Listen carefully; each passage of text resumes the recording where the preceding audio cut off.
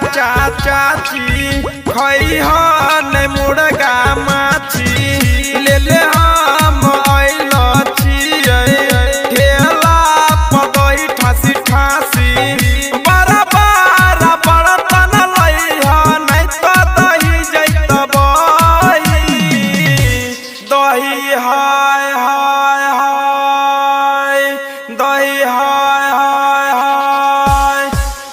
हाँ अब है भौजी जल्दी ले जा तो दही दही हाय हाय हाय हाय हाय। सस्ता छै ले जइह बेसी दही हाय हाय हाय हाय। दही हाय दही हाय हाय हाय हाय। म्यूजिक बाय भौजी जल्दी ले जा तो दही दही हाय हाय हाय हाय।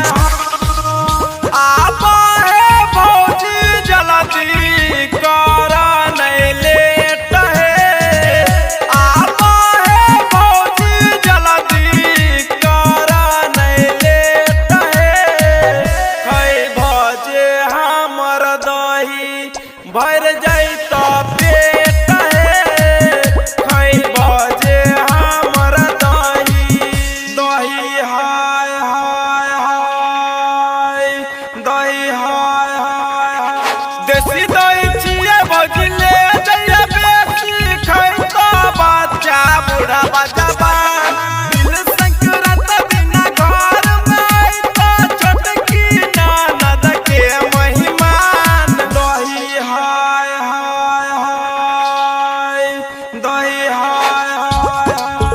करन सोच विचारी है अलिया तोर दुआरी है।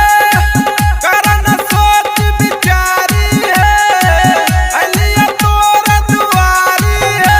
करन सिंह के दही भौजी ले जा दिल सकरात के मजा उठाइला 14 जनवरी के मजा उठाइला दही खाइला।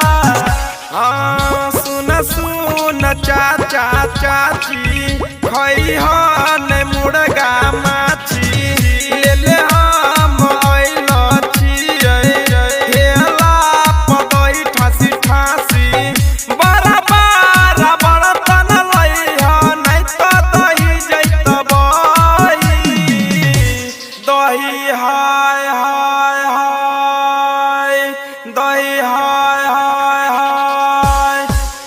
हाँ अब है भौजी जल्दी ले जा तो दही दही हाय हाय।